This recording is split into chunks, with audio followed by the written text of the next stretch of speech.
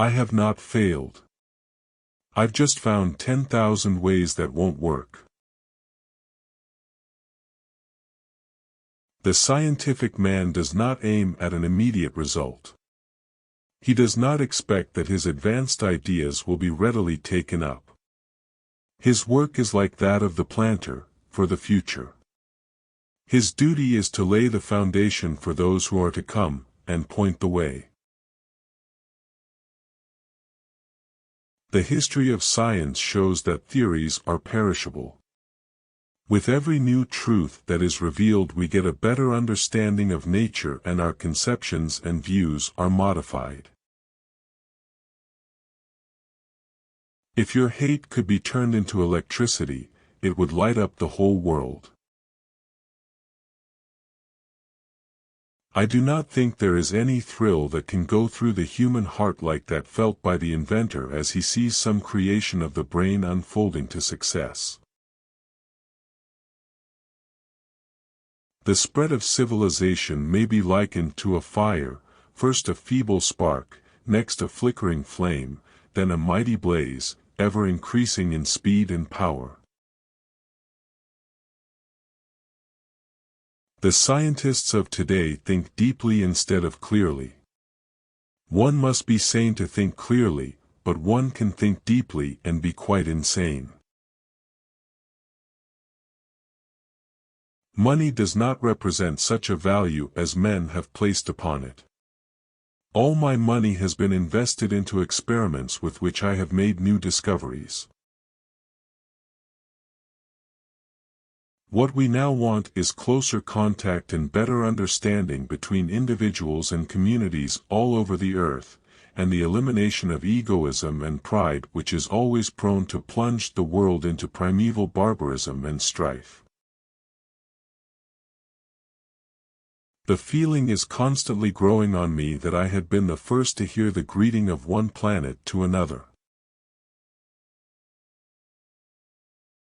The gift of mental power comes from God, divine being, and if we concentrate our minds on that truth, we become in tune with this great power. The development of a perfect flying machine has been man's dream since the dawn of time.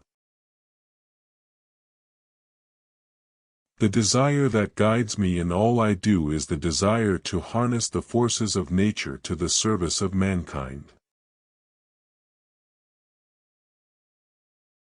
If you want to find the secrets of the universe, think in terms of energy, frequency, and vibration. Our virtues and our failings are inseparable, like force and matter. When they separate, man is no more. If you only knew the magnificence of the 3, 6, and 9, then you would have the key to the universe. We crave for new sensations but soon become indifferent to them. The wonders of yesterday are today common occurrences. What one man calls God, another calls the laws of physics.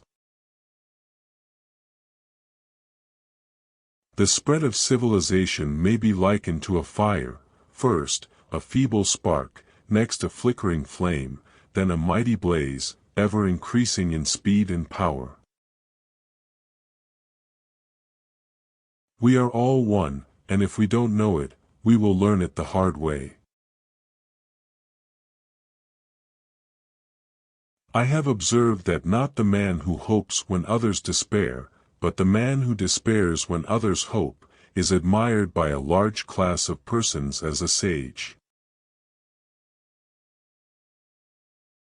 Peace can only come as a natural consequence of universal enlightenment and merging of races, and we are still far from this blissful realization. Science is but a perversion of itself unless it has as its ultimate goal the betterment of humanity. The day science begins to study non-physical phenomena, it will make more progress in 1 decade than in all the previous centuries of its existence.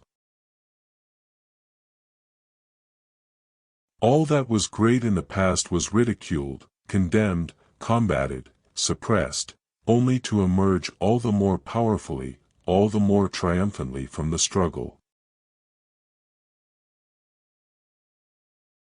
The greatest discoveries in science have always been those that forced us to rethink our beliefs about the universe and our place in it. I do not think there is any thrill that can go through the human heart like that felt by the inventor as he sees some creation of the brain unfolding to success. The feeling is constantly growing on me that I had been the first to hear the greeting of one planet to another. The present is theirs, the future, for which I really worked, is mine. The individual is ephemeral, races and nations come and pass away, but man remains. The day when we shall know exactly what electricity is, will chronicle an event probably greater, more important than any other recorded in the history of the human race.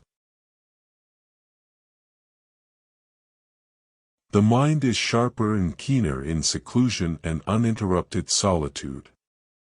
Originality thrives in seclusion free of outside influences beating upon us to cripple the creative mind. Be alone, that is the secret of invention. Be alone, that is when ideas are born. The human being is a self-propelled automaton entirely under the control of external influences. Willful and predetermined though they appear, his actions are governed not from within, but from without. He is like a float tossed about by the waves of a turbulent sea. The individual is ephemeral, races and nations come and pass away, but man remains.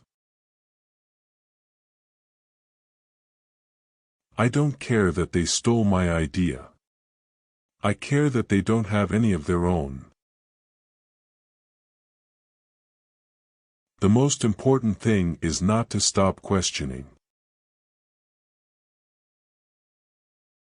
Invention is the most important product of man's creative brain. The desire that guides me in all I do is the desire to harness the forces of nature to the service of mankind.